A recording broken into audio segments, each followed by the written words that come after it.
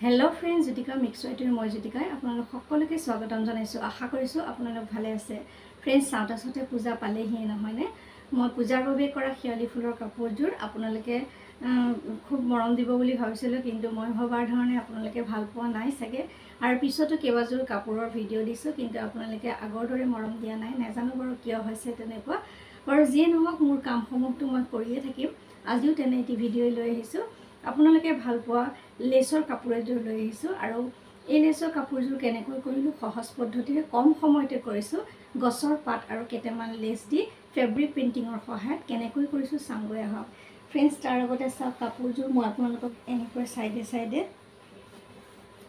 এয়া লেছ লগাই দিছো আৰু আঁচল দিছো এনেকৈ মেখেলাখন আপোনালোকক দেখুৱাম ফুলিছো মাজত দিছো আৰু গছৰ পাতৰ লেছৰ সহায়ত কৰিছো লগত দিছো মাইকা লগাই একেবাৰে সহজ পদ্ধতিৰে কম সময়তে কৰিব পৰা এযোৰ কাপোৰ আহক ফ্ৰেন্ডছ ভিডিওটোৰ মাজলৈ যাওঁ পেৰট গ্ৰীন কালাৰৰ কাপোৰ আৰু ইয়াতে আঁচলটোত মেখেলাৰ দৰে এনেকৈ তিনটা ফুল দিছো ইয়াতে গছৰ পাত ব্যৱহাৰ কৰিছো আৰু সাইডে সাইডে এনেকৈ লেছ দি দিছো এয়া সব সাইডে সাইডে লেছ দি দিছো এই লেছটোত কিমান পাত ফ্লাৱাৰ থাকে 1 মিটাৰত মই হিসাব কৰি চাইছিলো 1 মিটাৰ 36টা মান ফুল থাকে আপোনালোকে ভাবকচোন 36টা ফুলেনো কি হ'ব সেইকাৰণে আমাক এযোৰ ভালকে যদি বেছি লেছ লগাই কাপোৰ এযোৰ কৰিবলৈ যাওঁ তেতিয়া প্ৰায় 20 মিটাৰ মান লেছে প্ৰয়োজন হ'ব মোৰ তেনেকুৱা ধৰণৰ হেভি কাম কৰা কাপোৰ দেখুৱাই ৰাখিছো আপোনালোকে নিশ্চয় দেখিছে আৰু কমকৈ লেছ লগাই কৰা কামো দেখিছো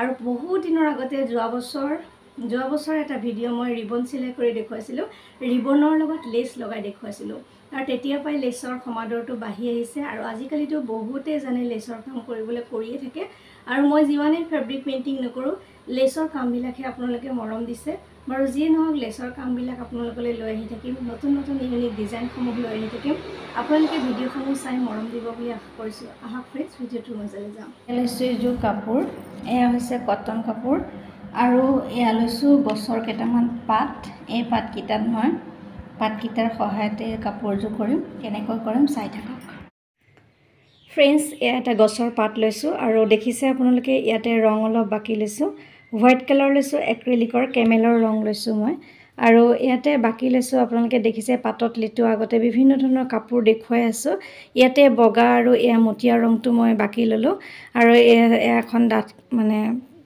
প্লাষ্টিকৰ হেৰিয়াত বাকি লৈছো প্লেট এখনত আৰু এখন ঢাকনি হয় তাত বাকি লৈছো লাক লৈ পেলাই এয়া পাতটো লেটিয়াই পেলাই ইয়াতে তলৰ অংশত দি যাম আপোনালোকে গম পাইছে কেনেকৈ কৰিম যেহেতু আগতে কৈছোৱে দুটা ৰং দিয়া কাৰণে দুটা ৰং ওলাইছে যদিও মই এয়া পাতৰ ৰং ব্যৱহাৰ কৰিছো তাতে অলপ ব্ৰাছ ইউজ কৰিম আগৰ ভিডিওৰ দৰে এটো কৰিছো আৰু এই কাপোৰযোৰ ডিজাইনটো কোনো ধৰণে আঁকি লোৱা নাছিলো এনেকৈ ডাইৰেক্ট কৰিছো কাপোৰযোৰ আৰু এনেকৈ গোটেই কাপোৰযোৰ সম্পূৰ্ণ কৰিছো এয়া তিনিখিলা পাত তলত দি দিছো তাৰ পিছত অলপমান ব্ৰাছেৰে সতি মিলাই দিলো পাতৰ অংশখিনি ভাবিছিলো গোল পাত দিম বুলি পিছত আকৌ কি মন গল অলপমান দীঘলীয়া নিচিনা কৰি ব্ৰাছেৰে এনেকৈ মানে লাইট মাজে মাজে হেৰবিলাক দি দিলো এতিয়া সাকচন পাতখিনি ধুনিয়াকৈ দিয়াৰ পিছত মই কৈছো আপোনালোকক কোনো ধৰণৰ ডিজাইন মই আঁকি লোৱা নাছিলো এটা মিহি ব্ৰাছ এডালৰ সহায়ত এনেকৈ পাতৰ পৰা ওপৰলৈ আছাডাল টানি দিছো আৰু ইয়াতে ডিজাইন কৰিম ডিজাইনটো আপোনালোকে প্ৰথমতে চাদৰখনত দেখিছে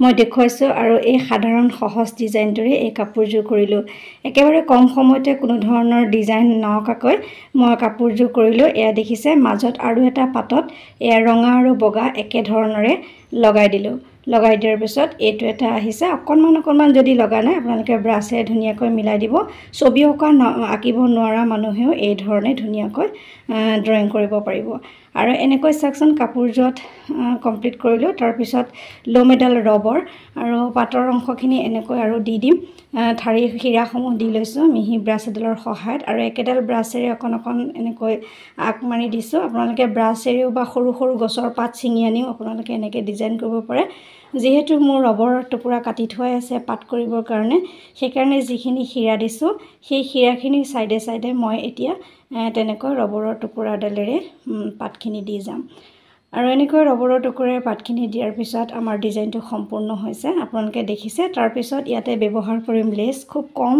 লেছ ব্যৱহাৰ কৰিম। আপোনালোকক কৈছোঁৱে, বহুতে মোক প্ৰশ্ন কৰে যে ফ্লাৱাৰ লেছবিলাকত 1 মিটাৰত কিমান থাকে। 1 মিটাৰত প্ৰায় 36টামান ফ্লাৱাৰ লেছ থাকে।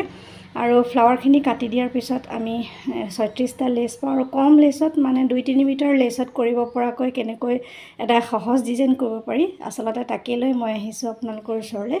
আৰু কম ধৰণৰ লেছে ব্যৱহাৰ কৰিছোঁ। কি লৈছোঁ আপোনালোকে চাওকচোন।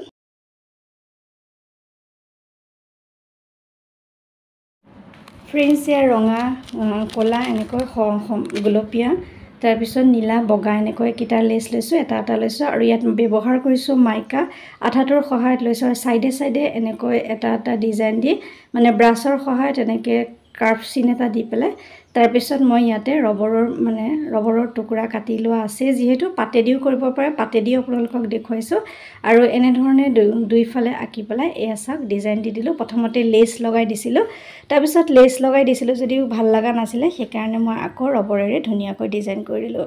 আপোনালোকে কাপোৰযোৰ ফাইনেল লুকটো দেখিলে কেনে পালে ক'বলৈ নাপাহৰিব। একেবাৰে কম সময়তে সহজতে কৰিব পৰা এযোৰ কাপোৰ, সকলোৱে কৰিব পাৰিব। ছবি আঁকিব নজনা মানুহে এনেকৈ ধুনীয়াকৈ পাতৰ শ্বেপটোৰ পৰাই ধুনীয়াকৈ ডিজাইন কৰিব পাৰিব। ফ্ৰেণ্ডছ, আঠাটোৰ সহায়তে মাইকা লগাই দিছোঁ। আপোনালোকে কাপোৰযোৰ ফাইনেল লুকটো চাওকচোন আৰু কেনে লাগিছে ক'বলৈ নাপাহৰিব। যদি কোনোবাই অৰ্ডাৰ কৰোঁ বুলি ভাবে, অৰ্ডাৰ কৰিব পাৰে। একেবাৰে সহজতে চিম্পুলকৈ কম সময়ত কৰিব পৰা এযোৰ কাপোৰ আপোনালোকৰ মাজলৈ আজি লৈ আহিলোঁ। ফ্ৰেণ্ডছ, আপোনালোকে দেখা পালে মই কোন ধৰণৰ আঁকি লোৱা নাছিলোঁ। মাত্ৰ গছৰ পাত আৰু ৰবৰৰ এটা টুকুৰাৰে কিমান ধুনীয়া এটা ডিজাইন কৰিব পাৰি চাওকচোন ফ্ৰেণ্ডছ। আপোনালোকৰ ভাল লাগিছেনে? আৰু ছাইডতো মই নকাকৈ গোটেই কাপোৰযোৰ কোনো ধৰণৰ অংকন নকৰাকৈ এনেকৈ ডাইৰেক্ট কৰি দেখুৱালোঁ। হয়তো আপোনালোকে চাই পেলাই নিশ্চয় কৰিব পাৰিব। আৰু যিসকলে কৰিব নিশ্চয় মোৰ নামটো ল'ব, তেতিয়া মোৰো ভাল লাগিব। ফ্ৰেণ্ডছ, ইমান সময় মোৰ ভিডিঅ'টো চাই থকাৰ বাবে অশেষ ধন্যবাদ জনাইছোঁ। আজিলৈ আহিছোঁ পুনৰ নতুন কাম লৈ। আকৌ অহাৰ প্ৰতিশ্ৰুতিৰে মই জ্যোতিকা সকলোৰে পৰা বিদায় লৈছোঁ। নমস্কাৰ। সকলো সুস্থ থাকক, ভালে থাকক, তাৰেই কামনা কৰিছোঁ।